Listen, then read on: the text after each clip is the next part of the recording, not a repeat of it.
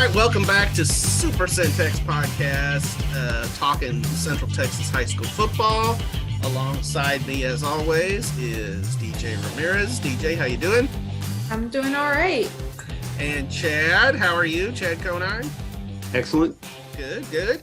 So, guys, many weeks ago, looking ahead on our schedule, I try to plan out, and look ahead a little bit. I had this particular week circled as the best week of the regular season. And now, since then, I've seen Greg Tepper of Texas Football and others in our local media label it as such. Greg Tepper was specifically talking about the state as a whole. But if you zoom the Google Earth camera all the way down to our little sliver of Central Texas, you will find some truly epic showdowns this week, including not one, but two state champion versus state champion matchups in Lorena and Franklin, and Stephenville and China Spring. And then, by the way, you get West and Grandview for that district championship. Grandview is third ranked in the state. The Zebras are clicking along as they tend to do. But West coming off an 89-point game against Maypearl. If you're a football fan, could you ask for anything better than this week? It's about as good as it gets. Yeah. It's going to be a lot of really good football, that's for sure. Is there, out of these games that sort of jump out at you more than others, or I mean, is it just the I got a head start on the picks yesterday, right? And you kind of threw the options out there, and I grabbed that West Grandview game. I covered it last year. It was really good, and I really like it. But when I looked at it, I was like really kind of salivating over the Lorena Franklin game, just because it's hard to pick. It's hard to pick. Yeah, it's obviously different styles of football. I just noticed that Cason Taylor had 255 rushing yards, like 25 yards a carry last week against Rockdale. It really could go. It's in Lorena, so they got the home field advantage. Of course, that's where they lost to Cameron. So, but that's the one that really, more than any of them, jumps out to me. And that's saying a lot, because China Spring is Stephenville is 1 versus 2. Yeah. Oh, by the way, yeah. It's incredible. It's incredible. You could go 8 or 10 games in Central Texas and not find a bad one. That's what I'm saying. There's that many good games. DJ, what do you say? Yeah, well, I'm going to Lorena, so yes. I'm pretty excited about that one. And I just talked to Coach Biles this morning just about how much of a challenge it could be, but like it's just another game for them. They understand the importance of in the excitement of it, but it's a must-win district game like it is every week. And I don't know, but in terms of from the outside, it is pretty exciting. You've got this team in Franklin that I don't know. I've never seen them play. But all season I've heard about Franklin is, Franklin. And I'm excited for that game. I do kind of also really like that West Grandview matchup. And the only reason I didn't take it is because I didn't want to drive all the way out there. So yeah, just an hour up I-35, you barely get your wheels warm, I just got back from ACL this weekend. I don't feel like driving again. So. Gosh, that's all right in our backyard too. You must not drive much. I just don't like I-35. I literally almost wrecked on the way back because you sound like my grandma. It was dark. My grandma used to say, "We're not going to get on that big road, are we?" All right, we're off track. Is it safe to say that the loser of any of these big 3 games, the ones I mentioned, Stephenville, China, Lorena, Franklin, West Grandview, is it safe to say that the loser of that game could still make a deep playoff run? Why is this even a question, though? Oh, I like it. That's salty. It's pretty obvious that like China Spring, Lorena, West, they've all been doing what they should be doing for the majority of the season. So I see all of them making it pretty deep. I mean, unless some like just awful happens in the last week or two, or like the first game of playoffs. But yeah, I think the biggest thing for everybody would be to stay healthy in order to make it through playoffs. So yeah, but I don't know. I looked at this question, Brice, and I was like, do you watch these teams play this season? I haven't. I've seen Midway, but go, Chad. What do you say?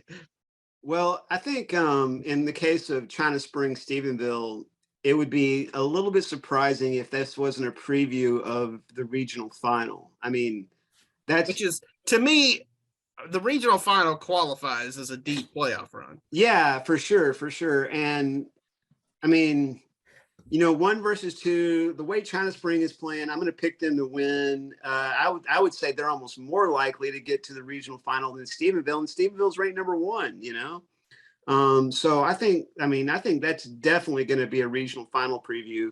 The other 2 games. Could you see 3 regional final previews in these 3 games? I was just looking up to see if that's possible with our Lorena, Franklin, West, and Grandview in different regions. Hello, it's the same district. No. Our Grandview and West in the same region as Lorena and Franklin. Oh, gotcha. All right, I'm gonna have to look that up. I'm on it. Okay, so Lorena Franklin is District 11. See, this makes us seem a little bit unprepared, but you got to remember these. There's a lot of districts to keep up with. Yes. Yeah. West and Grandview are District 7, and Lorena West are 11. So that's different regions. So yeah, they could all be regional final previews, and I think, like I said, I think China Spring, Stephenville is the most likely to be that. Obviously Cameron is really good. That's a good point. There's somebody else in that region that could sneak up and be in there with Franklin and Lorena. But yeah, like DJ said, they're all going to make deep playoff runs. Yeah, I do agree with you guys, and sometimes I do throw you a bone on these questions. but yeah, these are really good teams, and I don't want to ever say that a loss is a quote unquote good thing, but I do think you can extract positives out of a loss and learn from it. And so I'm not counting out the loser of any of these games, because these are 6 good teams playing each other. Back to West for a second. Really good team. That win over Maypearl featured a 55-point first quarter in a 12-minute high school football game. Chad, are you still with us? Your video went out. I got an incoming call. Oh, gotcha. It also featured 7 non-offensive touchdowns in the game. That was a blocked punt, a fumble return, another fumble return, a pick 6, another pick 6, a kick return, and a third pick 6. Have you ever even heard of anything like that? I don't know that on the positive side for a team that I've ever seen anything go that well for a team. I've covered games, especially back in my younger days when I was assigned a lot of crappy Fort Worth ISD games when I was streaming. That was before you were at the Trib, so don't put that on us. It was way back. They were like, here, Chad, here's a free $50. Go cover, I don't even want to name names. They were so bad, and you'd go out there and these teams couldn't even line up without having a false start, and they couldn't snap the ball without fumbling. And it was like that. It was like, they were so busy going backwards and the other team was so busy scoring, they couldn't even do anything in a positive direction. So I can see how it goes. And By the way, Maypearl's coach got fired like the next Monday. I saw that this week. I think I saw the tweet where he actually resigned, but I'm sure that's resigned in air quotes, yeah. Maybe not. Maybe it's like, hey, 6 defensive touchdowns. I need to go find something else to do. I need to go work at HEB or something. Ouch. Yeah. That's how bad that whipping was. They not only put up what did I say? 7 non-offensive touchdowns. They also, it was like one of those remember those wrestling matches where the loser had to leave town or had to leave the federation or whatever? It was like that. The losing coach had to leave Texas high school football. Ouch. Ouch. I hope he's not watching this podcast. Oh, me too. DJ, what do you say? I wish I was at that game last week.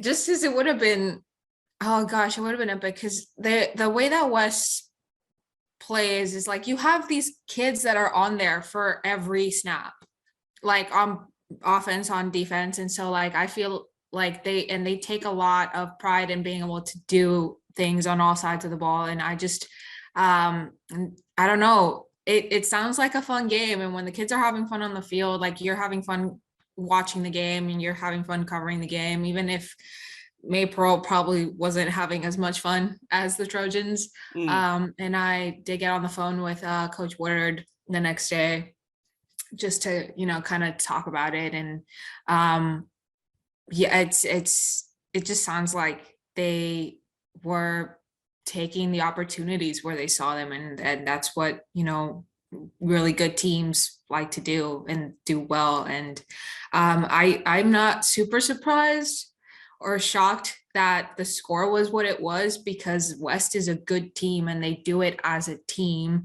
It's not just like, especially this game, like I was looking at the stats and it was it was pretty spread out, and it was guys that you don't usually see. I don't feel like we talk about clinch a lot, and he's been doing a lot. Well, so he had just a ginormous game. A lot of kids did in that game, but correct me if I'm wrong, DJ.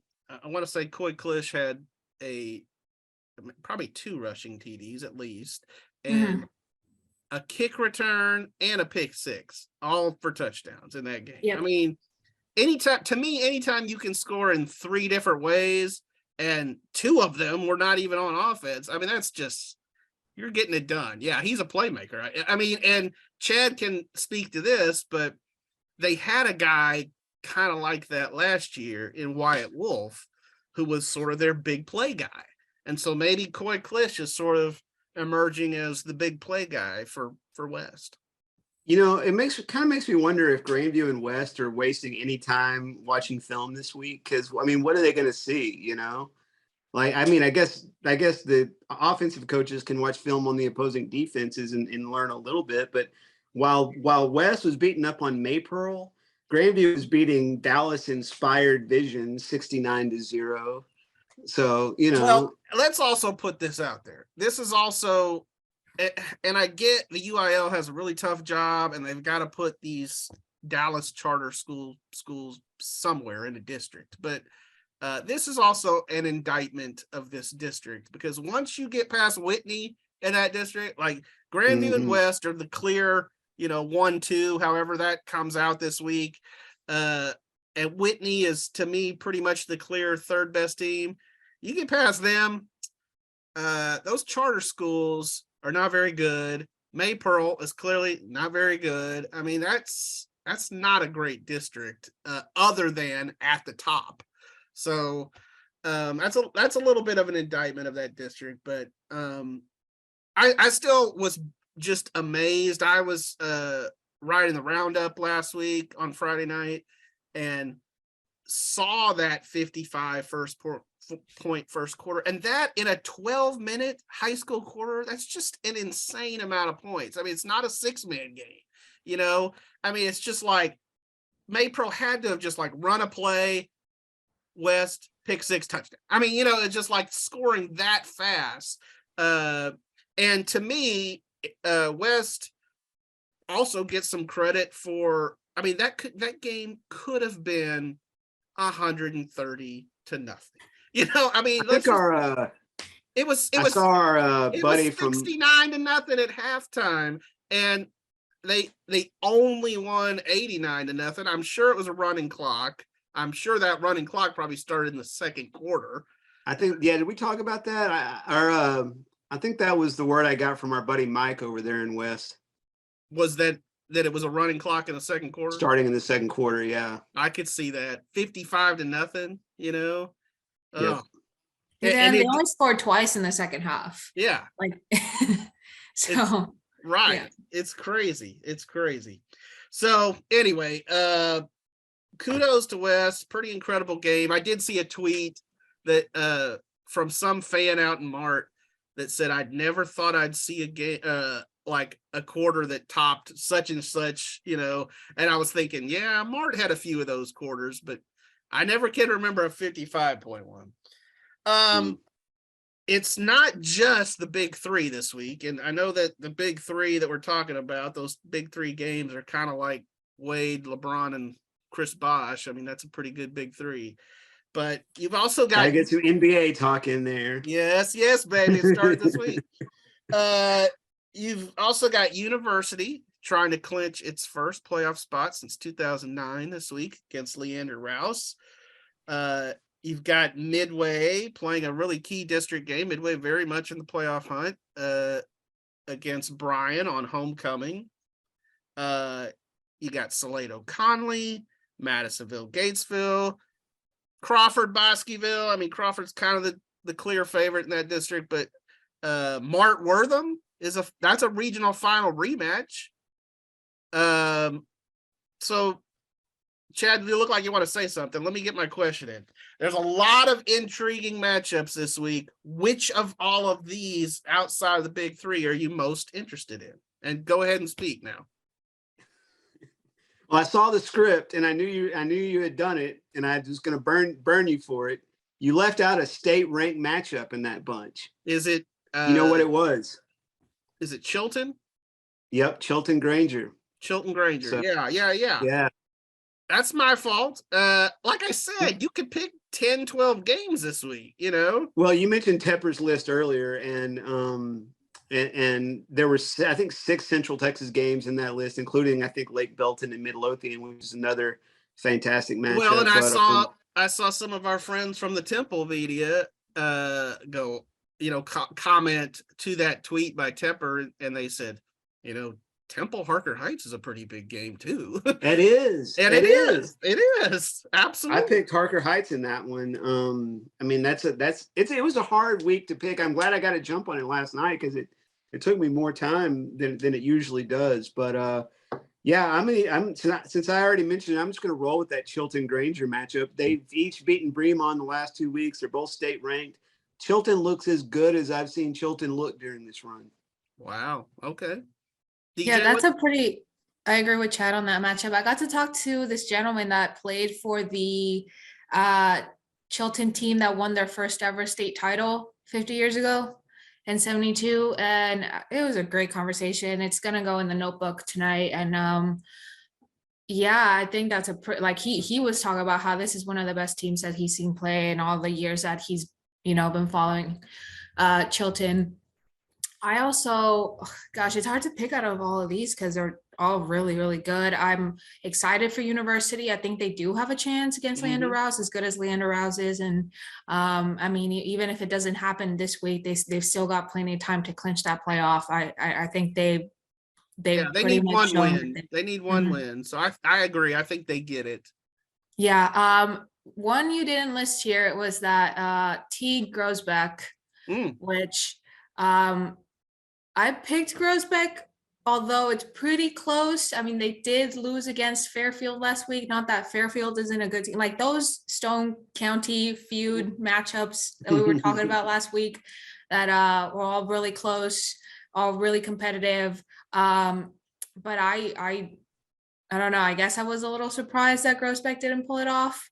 But not too surprised that Fairfield won because they are a good team. And I think Teague has a chance to beat Groesbeck, but I don't think Groesbeck's gonna want to lose another one of those games. Nobody wants to lose, but sometimes you do. Well, yeah. let me I just have a feeling like they'll bounce back, even if it's like a 3-point, like Well, and that district produces a lot of 3-point games. I mean, yeah. I picked Teague because I feel like they've got a first-year coach and trending in a good direction, gaining momentum. Okay, well, I'm with DJ. That was a surprising result last week. Fairfield winning. I mean, and maybe John Bechtel watched our podcast last week and just said, "Hey, it's not going to come down to Fairfield at Teague in week 11. We're going to put ourselves in this race right now." I'd like to think that, but that's probably not the case. And John's a great guy.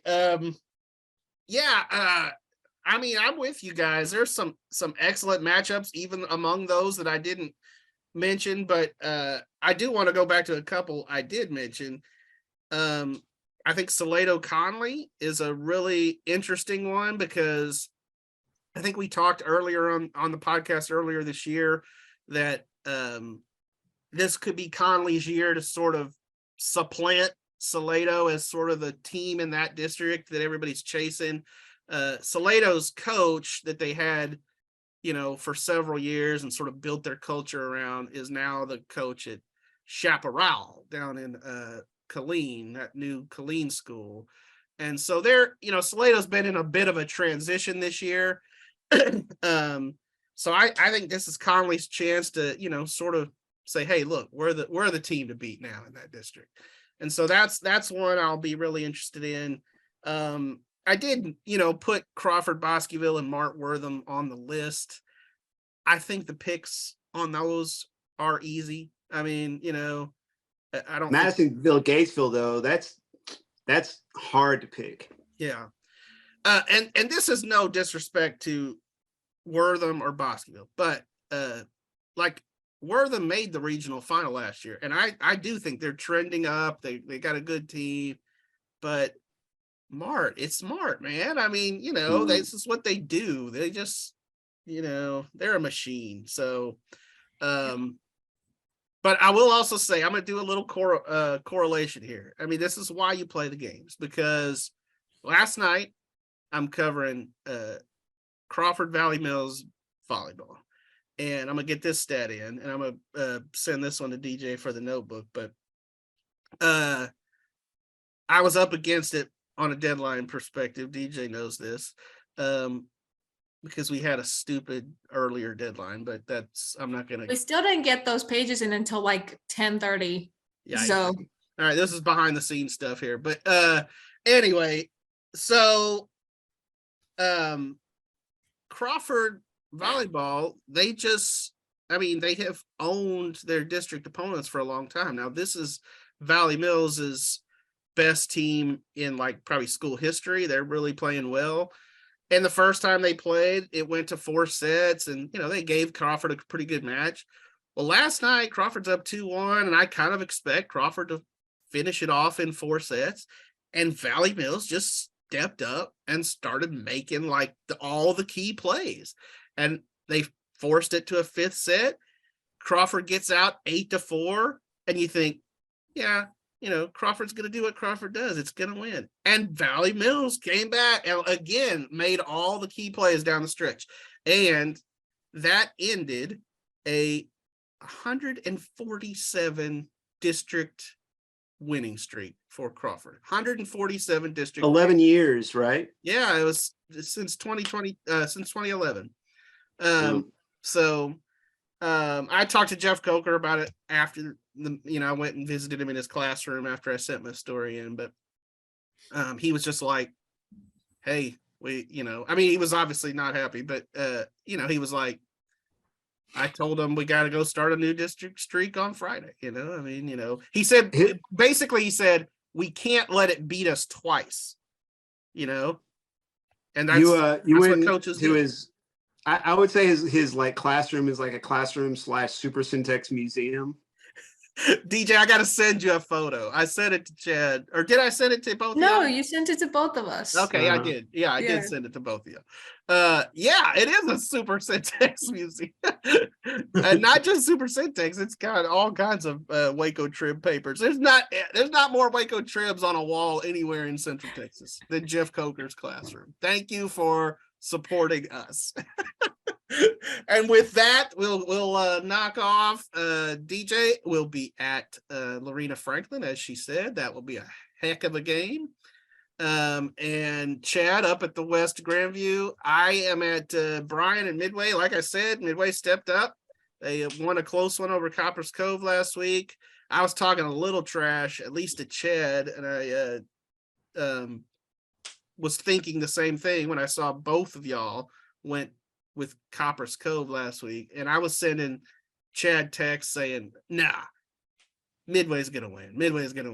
And then they had to really pull it out at the end. They did win, but it was a lot closer. I mean, it was like 17-0, wasn't it? And then and then Copper's Cove took the lead, right? Yeah, Copper's Cove took the lead, but big win for Reed Tedford. I believe it was actually, if you can believe this, his first win as a varsity starting quarterback, and he did start a lot last year. So but like they won a game last year over Waco High, and the backup quarterback came in and replaced him in that one. So and then this year Junior kind of took over as the starter, and so yeah, big win for Reed Tedford at quarterback for Midway. So anyway, all right, we'll see y'all at the games. Thanks. Bye. Bye.